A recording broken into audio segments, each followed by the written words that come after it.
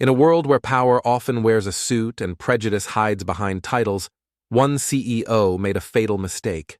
When he arrogantly demanded a humble black janitor leave his office building, he didn't realize the man he dismissed was far more than he appeared. With entitlement in his voice and bias in his heart, the CEO barked orders, unaware that the man holding the mop actually held the deed to the entire skyscraper. What followed wasn't just a lesson in humility, it was a wake-up call for everyone watching. Because respect isn't about position, it's about humanity. Chapter 1. The Power Suit Illusion. To the CEO, power wasn't just a role, it was a performance, and he made sure everyone knew who the star was. From the moment he stepped into the building each morning, tailored suit pressed to perfection and designer watch glinting under the lobby lights, he carried himself like royalty in a palace built for him alone. He didn't just manage a company, he owned every inch of the space in his mind, from the marble floors to the corner offices with skyline views. Even the air seemed to shift when he entered, and he expected it that way. He believed structure was the backbone of success, and structure, in his interpretation, meant a rigid hierarchy. You were either above or below. There was no room for gray, no room for nuance, and certainly no room for people who didn't fit the image he believed should represent success. Employees were not colleagues, they were parts in a machine, and he was the operator with a clipboard and a stopwatch. If they performed well, they earned his cold, transactional praise. If they stumbled or spoke out of turn, they were reminded, quickly and without mercy, of their place. He built his reputation on being ruthless. Promotions came through fear, not merit. Staff often whispered about how he once fired an entire team for missing a deadline by 2 hours. He bragged about it in meetings, calling it setting the tone. His leadership style wasn't about inspiration, it was about intimidation, and while turnover was high, he believed it weeded out the weak. In his eyes, only the tough deserved a seat at the table. Cleanliness, both literal and metaphorical, was part of his personal gospel. He believed people who looked poor made the environment unprofessional. Wrinkled shirts, worn-out shoes, or even tired eyes were unacceptable. He demanded perfection, not just in work ethic, but in appearance. Office decor was minimalist and sterile. White walls, sharp lines, no signs of personality. The staff joked privately that it felt more like a hospital than a creative space, but he didn't care. Creativity, he said, was a distraction from efficiency. He often reminded others that he built this from the ground up, even though most of the infrastructure and clients were inherited when he stepped into the role through connections. But he rewrote that narrative to fit his self-image, the self-made man, the corporate lion, the one who clawed his way to the top. And that story made him intolerant of those who hadn't followed the same path, or at least the one he imagined for them. People who cleaned floors, carried boxes, or handled trash bins were invisible to him. They were background noise in the ecosystem he ruled. He never learned their names. He never nodded hello. In fact, he believed acknowledging them somehow chipped away at his own status. In his view, success wasn't about lifting others. It was about staying far enough above to never be mistaken for them. He surrounded himself with people who mimicked his arrogance. His inner circle was filled with sycophants in suits, echoing his judgments and laughing at his contemptuous jokes. They feared him as much as they respected him, but none dared to challenge his thinking. They understood the cost of disobedience, having seen others erased from email threads, projects, and eventually employment, sometimes overnight, without a single explanation. This obsession with control also extended to how he monitored his workplace. He had cameras installed in hallways, checked attendance logs daily, and would question supervisors if anyone lingered too long in break rooms. He called it accountability. Everyone else called it surveillance. Still, despite his harshness, no one could deny he had results. The company's numbers stayed strong, and the board, most of whom came from the same social circles, loved his no-nonsense image. But numbers were the only thing growing. Morale was dwindling, creativity was dying, and employees either plotted their escape or learned to suppress their spirit to survive. Yet, in all his control, with all his calculated strategies and scripted dominance, he remained completely blind to one simple truth. Power built on fear is always fragile. And it only takes one unexpected moment, one misjudgment of the wrong person, to make the entire illusion collapse. And that moment was coming faster than he could imagine. Chapter 2. The Janitor appears. He arrived without fanfare, unnoticed by most, moving with a quiet grace that didn't ask for attention, but somehow still drew it. Dressed simply in worn jeans, a gray work shirt, and sturdy shoes, he looked like someone with a purpose, and yet not one rooted in urgency. His steps were measured, his posture straight. There was no rush, no fear, no hesitation in his body language. To the casual observer, he appeared to be just another maintenance worker, another pair of hands tending to the machinery of corporate life. But to those paying closer attention, something about him didn't quite fit the stereotype. He greeted the security guard at the front desk with a nod of familiarity and received one in return. He took a moment to observe the space, its sterile walls, its manicured plants, the self-important suits brushing past him without acknowledgement. His eyes held no resentment, only a calm knowingness. He had seen places like this before, and he had seen people like them. He moved through the building like a man who had been here long before any of them had arrived, and would still be standing when they were gone. Yet to the CEO, watching him from across the lobby, none of this registered. The only thing that mattered to him was the man's appearance, and in the CEO's mind, that appearance screamed, "Wrong place, wrong person." To him, a man in workman's clothes had no business walking through the executive lobby during peak hours. It was a breach of the pristine image he believed was essential to maintaining control. The idea that someone of lower status could casually stroll through his domain without prior approval was unacceptable. The CEO's reaction wasn't born from curiosity, but from instant judgment. He didn't ask who the man was. He didn't question why he was there. He simply assumed. And with that assumption came arrogance, wrapped in condescension. With clipped words and a raised voice, he demanded answers the man hadn't been given a chance to provide. He mocked the idea that a janitor should be anywhere near the main elevators or executive suites. He gestured to the service area as if herding cattle, his tone suggesting the man was contaminating something sacred. What struck many who witnessed the exchange was not the CEO's outburst. They were used to his behavior, but the way the janitor responded. He didn't flinch. He didn't fire back. He didn't raise his voice or try to explain himself. Instead, he stood still, listening calmly to the tirade as though he'd heard it all before. His silence wasn't weakness, it was restraint, a type of patience rarely seen in places where ego ruled. Where most would have argued or backed away, he simply waited for the storm to pass. People nearby began to notice. Receptionists paused mid-call. Assistants looked up from their keyboards. Even junior executives standing by the elevators caught pieces of the heated exchange. Whispers traveled. No one intervened, but everyone watched. They weren't just witnessing a clash between two individuals. They were witnessing something bigger.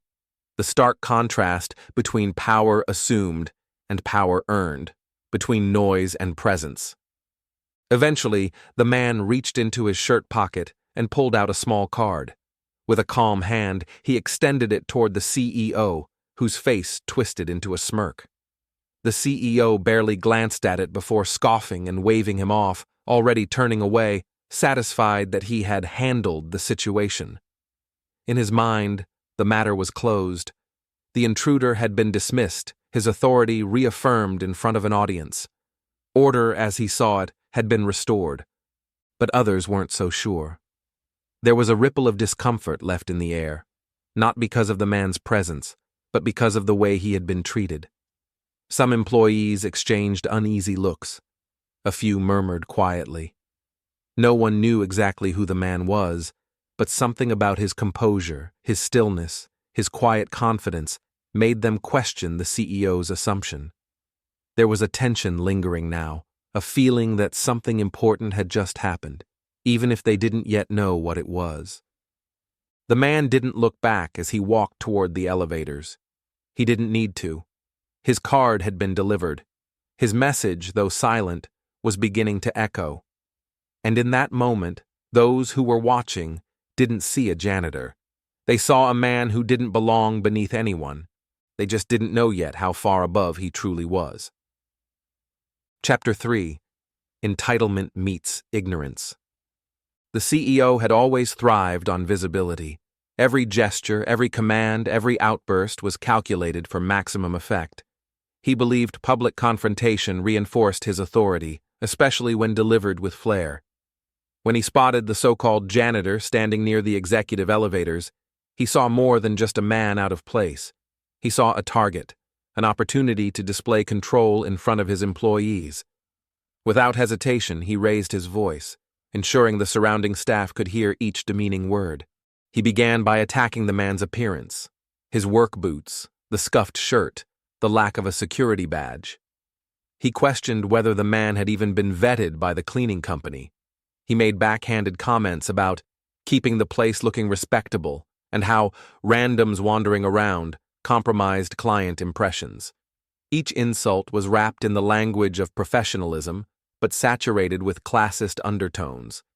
He gestured toward the maintenance entrance and instructed the man to use the correct pathways, as if his very presence in the main corridor was some kind of contamination. The employees nearby stood frozen. Their keyboards remained untouched, phone calls unanswered, coffee mugs halfway to their lips. This wasn't the first time they had witnessed the CEO lash out, but something about this moment felt heavier. Perhaps it was the man's silence. Perhaps it was the discomfort of watching someone so composed be treated like an inconvenience. Or perhaps it was the subtle guilt gnawing at their stomachs for staying silent while someone was being disrespected in broad daylight. Most didn't dare intervene. They had learned long ago that speaking out could cost them promotions, projects, or even their jobs. The CEO had created a culture where loyalty meant obedience, and dissent was punished swiftly. So they watched, quietly complicit, hoping the situation would end quickly and without further escalation. What made the situation even more unsettling was the demeanor of the man being scolded. He didn't argue. He didn't raise his voice or offer an explanation. He listened. With eyes that neither challenged nor submitted, he absorbed the tirade with a patience that felt foreign in a place fueled by ego. The CEO, mistaking his silence for intimidation, doubled down. He warned the man not to return to the office without clearance. He threatened to call building security. He went so far as to suggest that the man should remember his place and not pretend to be something he was not.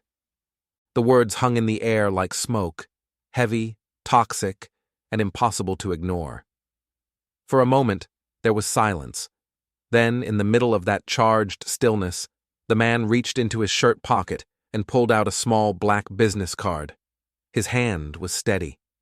He extended the card toward the CEO without a word. The CEO, now annoyed and dismissive, snatched it from his hand with a scoff. He barely looked at it, offering a sarcastic laugh as he stuffed it into his jacket pocket like junk mail. To him, it was just another meaningless gesture from someone desperate to maintain dignity. But others in the room noticed the shift, the slight but deliberate action, the lack of panic in the man's movements. Something about the card, about the way it was handed over, didn't feel like a defense. It felt like a reveal, like a clock quietly starting to tick. The man gave a final nod, not of submission but of certainty, then turned and calmly walked away. No anger, no retaliation, no flustered retreat, just a quiet departure that somehow felt more commanding than the CEO's entire performance. The employees remained still. Some glanced at the CEO, waiting for a reaction. Others looked toward the elevators, wondering who that man truly was. A few whispered to one another, their curiosity now ignited by confusion and disbelief. The CEO, satisfied with his display, adjusted his tie and continued toward his office, unaware of the card now burning a silent hole in his pocket. He had dismissed the man as irrelevant, someone beneath his notice. But he had also failed to do the one thing a true leader must: recognize the weight of the moment before it collapses on them. What he viewed as a successful assertion of dominance was, in truth, the beginning of a revelation he was entirely unprepared for. The balance of power had just shifted, but he was still too blinded by his own ego to see it coming. Chapter 4. The Truth Unfolds. Back in his glass-walled office, surrounded by awards, spreadsheets, and accolades he often admired more than his team, the CEO remained smug, reliving what he considered another successful demonstration of leadership. The moment lingered in his mind like a trophy, how he had swiftly and publicly removed an unfit individual from the executive floor. It was, to him, a reaffirmation of order and image. He believed with full confidence that he had defended the company's brand from what he perceived as disorder. The business card, casually discarded into his inner pocket, was nearly forgotten, an insignificant token from an irrelevant man. Later, as the buzz of the office returned and meetings resumed, the card surfaced again, this time during a moment of boredom between calls. He pulled it out with the same dismissiveness he'd shown the man hours earlier, intending to toss it in the trash. But then his eyes registered the name. It wasn't just any name, it was a name he'd heard before, a name occasionally mentioned in city investment circles, a name that didn't belong on the uniform of a janitor. His hand paused. The title below the name read, Founder and Principal, Kingston Holdings, and just beneath that, in crisp silver lettering, Property Owner, 1 Hamilton Plaza. 1 Hamilton Plaza. His building. The building he thought he controlled. The building where he had just belittled the very man who owned it. Disbelief swept over him like a cold wave. He immediately reached for his laptop and typed the name into the search bar. The results populated in seconds. News articles, interviews, Forbes features, real estate forums, property portfolios. The man he had just berated wasn't a janitor. He was a real estate mogul, one of the youngest and most discreet property owners in the state, known for acquiring premium commercial spaces and choosing to stay under the radar. He had built an empire not by flaunting wealth, but by quietly taking ownership of the very environments where people underestimated him. The CEO's hands trembled slightly as he scrolled through article after article. A local profile described the man's philosophy: to invest in not just buildings, but communities. To show up in his properties disguised as ordinary staff, to observe how people were treated when they thought no one important was watching. It was a method he used to evaluate not just the spaces, but the people who filled them. The realization began to sink in, not in a sudden crash, but as a series of sharp, undeniable truths.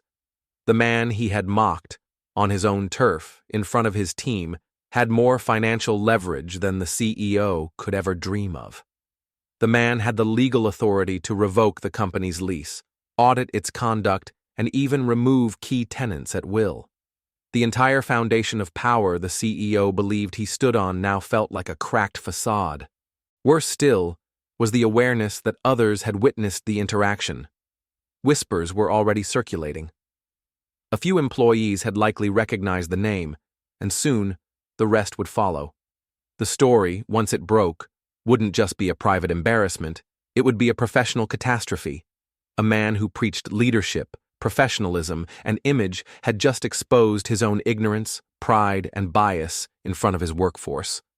The CEO felt something he rarely experienced: vulnerability.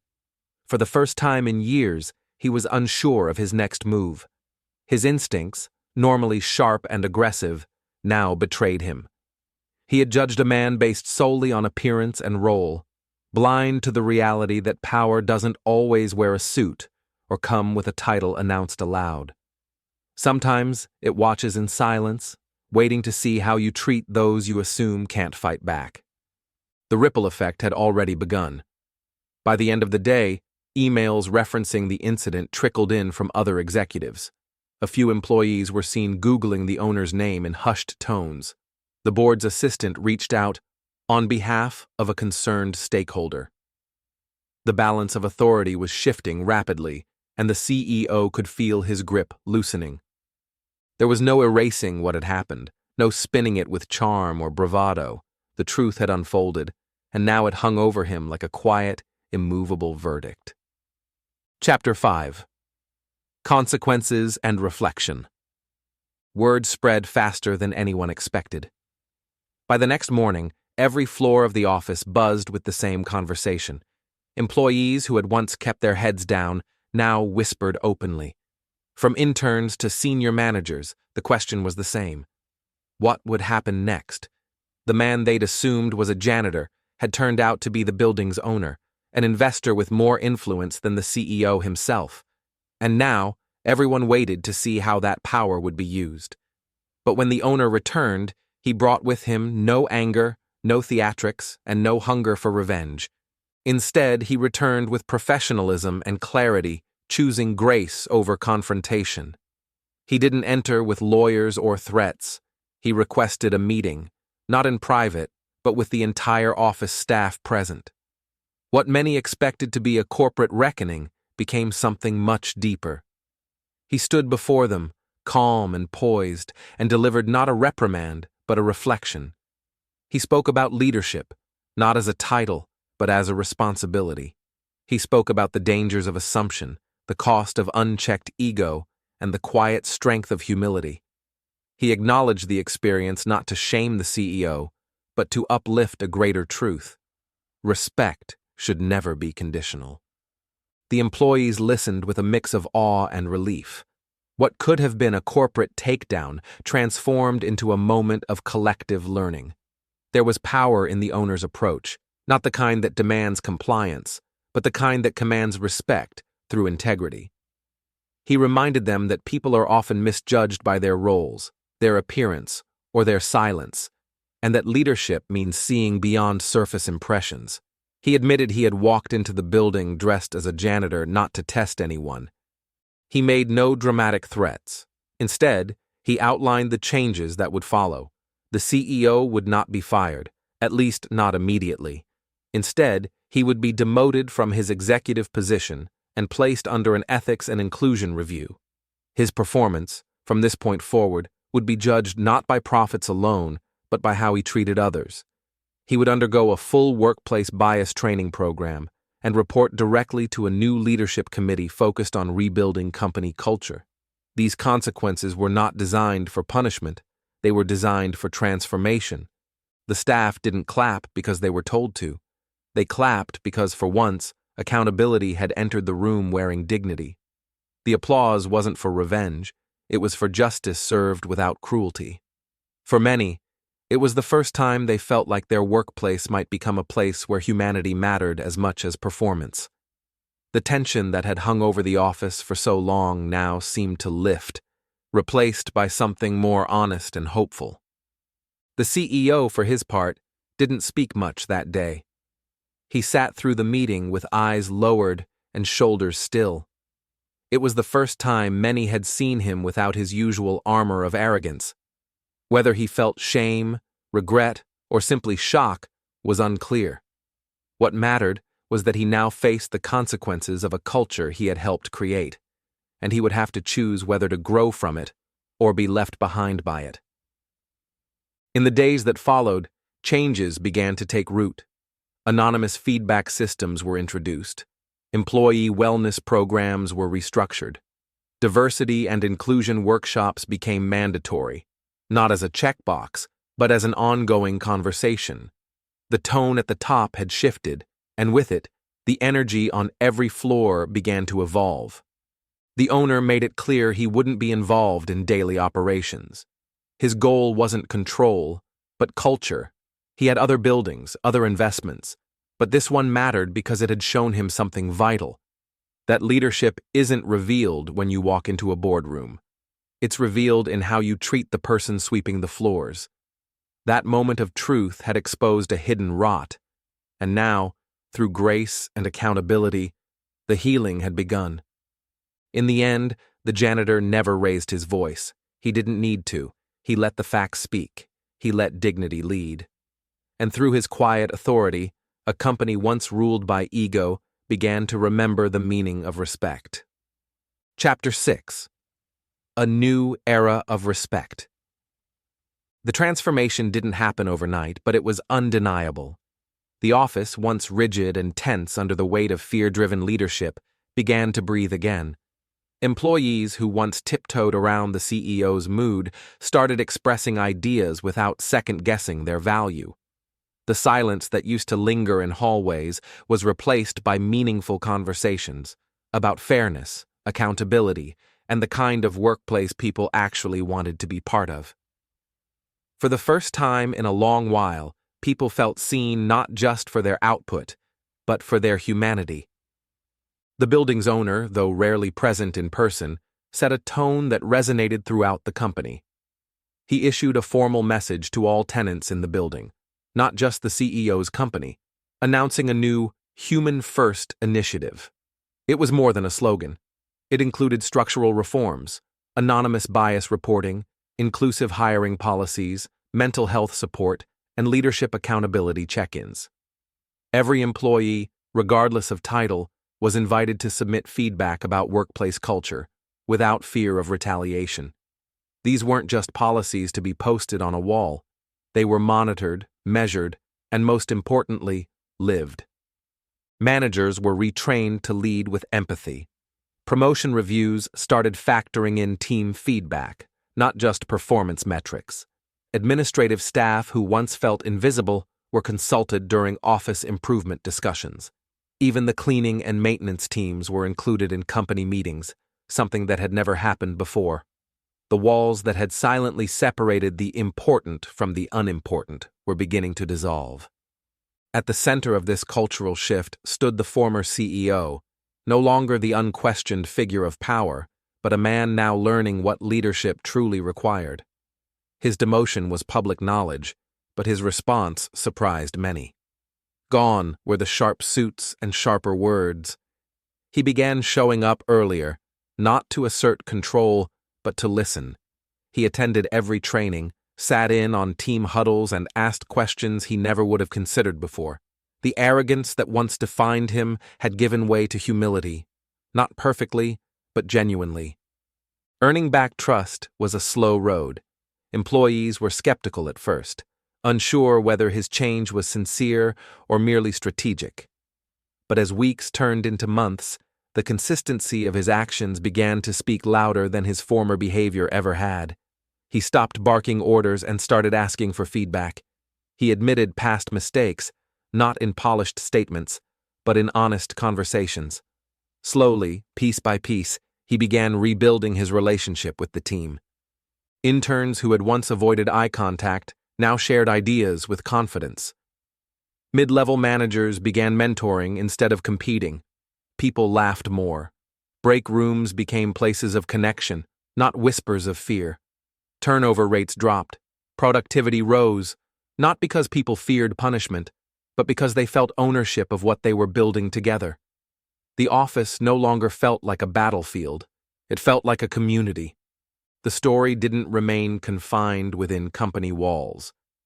When the full details eventually reached social media, a CEO who tried to kick out a janitor only to discover the man owned the entire building.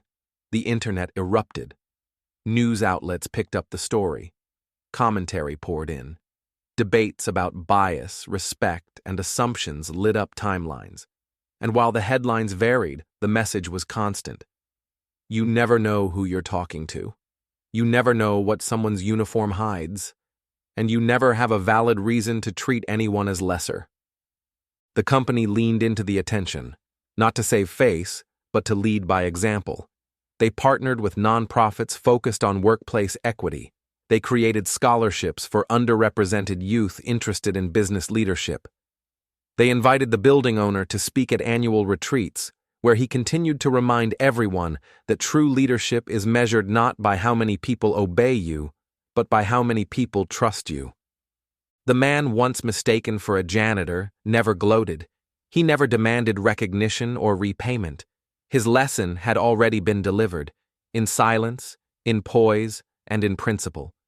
His presence had forced a company to confront its flaws and choose a new path.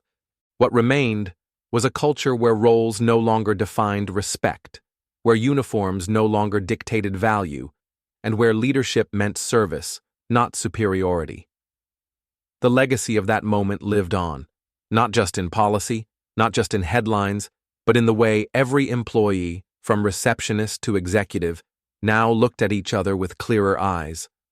A new era had begun, one built not on ego, but on equity. And no one would forget the man who quietly started it all. Subscribe for more informative videos. Thanks for watching.